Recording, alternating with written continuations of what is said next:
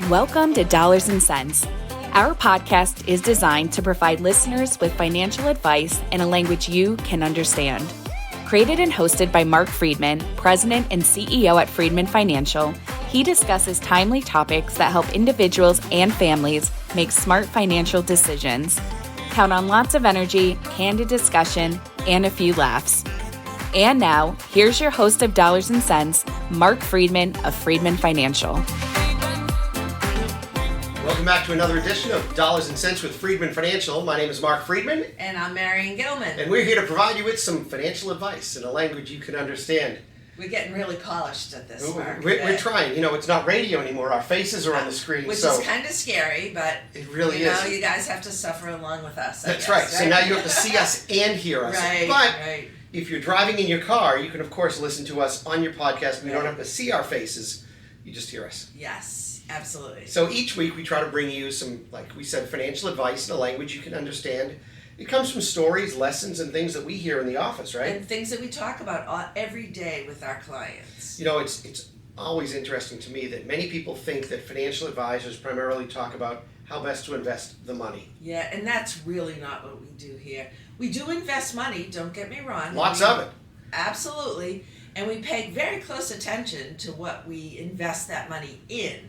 However, that is not the main focus of our conversations with clients because we like to take a much more holistic view of your life and your financial situation. After all, many people ask us, Mark, are you a fiduciary? They'll ask Marion, are you a fiduciary? Do you act as a fiduciary?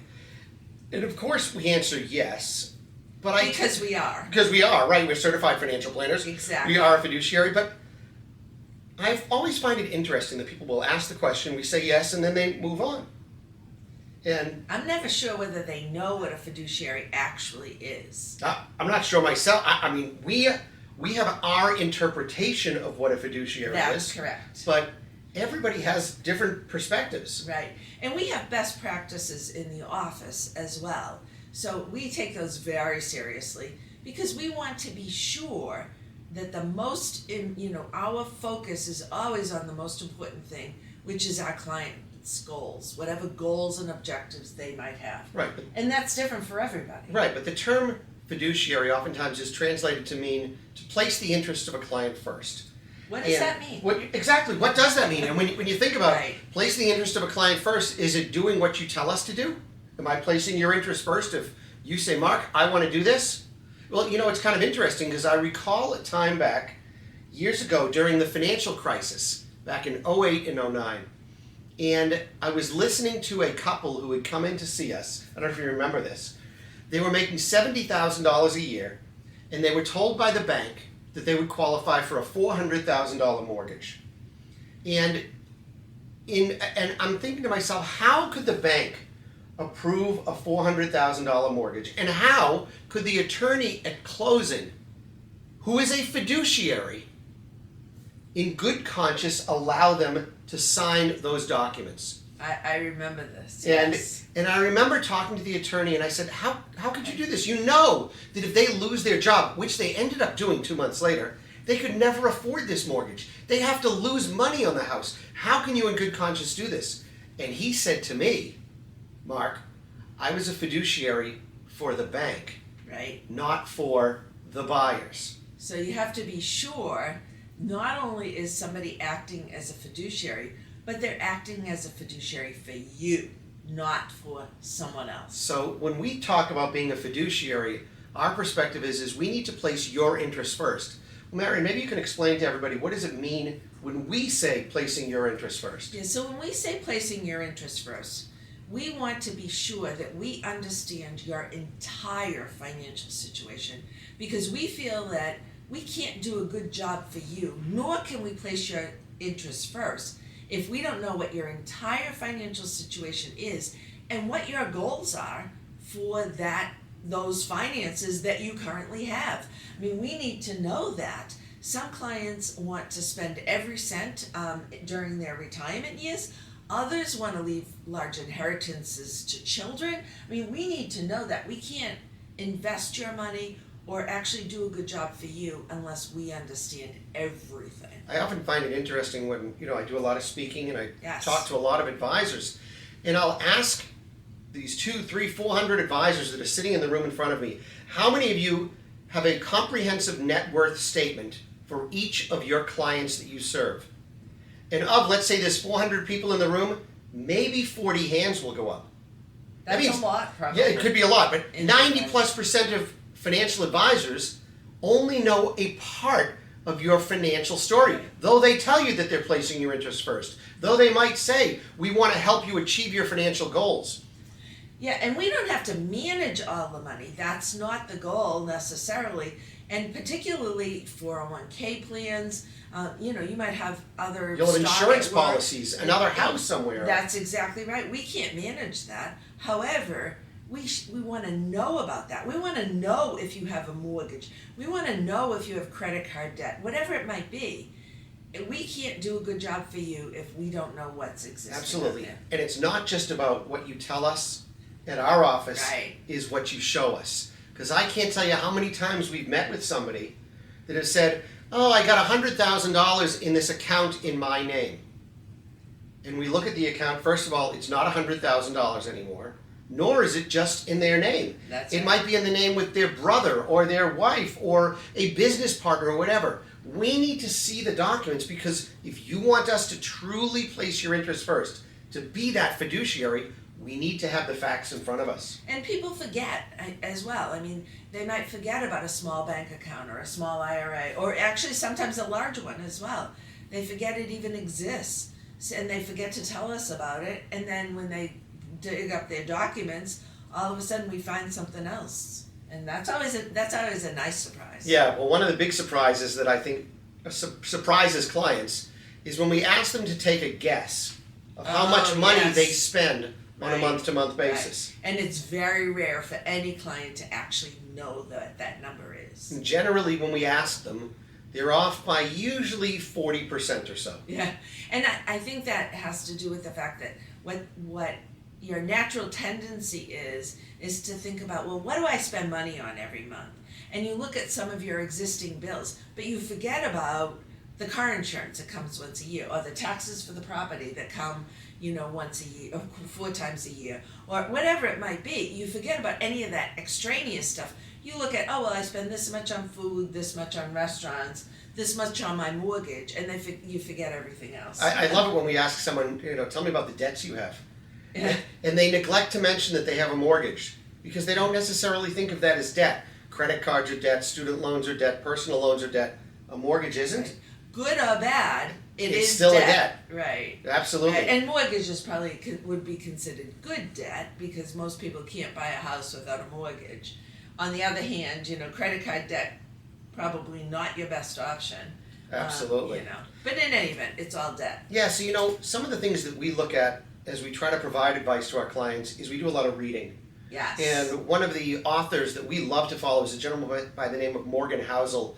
He's written several books. One of the first books he wrote was called The Psychology of Money, Great book. Which we provide actually to every person who applies for our scholarship. And in fact, just so you know, our scholarship deadline is coming up next week. Oh, I forgot all about that. Yeah, we provide $2,000 to a graduating high school senior. Right. So if you know of somebody that would like our scholarship application, who would like to apply, there's still a little bit of time to get that application in. Yeah. Somebody has to win that. We've been doing it for 25 years. It's a great deal. Yeah, but one of the things that Morgan wrote in the podcast that he does, and we listen to that as well, is he talks a little bit about spending and how people think about spending. Right. And where so many of our clients are retired, spending is important. So what have we learned there? Yeah. So, it's fascinating to think about how people, make a decision about spending money. And there are a variety of different ways to spend money. You can spend it on things, you can spend it on experiences, you can spend it on, or you can give it to charity, I should say. You can save the money. But when you're retired, at that point, you want to do something that's meaningful for you. And you have saved this money over time, over many years probably, to create a life that you want to live during your retirement years. And the more you have, the more flexibility you have in spending. But you should feel free to say, I don't need to save money anymore. Now is the time to spend. And it's time to spend on what things are meaningful to me, not what somebody tells you should do, what's meaningful for you. You know, it's funny, generations before us, parents would always say, I want to save money so that my children have a better life than I did. My children have a better life than I did. And what we're seeing... I didn't say that. No, I haven't either, but that's what we hear from a lot of our clients. Absolutely. Prior to that, no right? No question, yes. And one of the things that we learn from our clients, certainly those that are retired, is that they've worked so hard to save money, to make sure that they have money for themselves and for their children in many cases, that they don't know how to spend money in retirement. And that dynamic is very interesting these days. Yes, and Morgan Housel was chatting about this at one point, and what he looks at is, he says this, your spending habits are attributed to your past experiences in life, essentially. So if you've always been a saver, sometimes it's very difficult for you to spend even on things that you know will make you very happy. And even if you, let's say you hate doing yard work, you hesitate to spend on somebody to do the yard work for you, although it would give you time and take a chore away from you, and you have the money, but you think, oh my God, I could do that myself. I shouldn't spend my money there.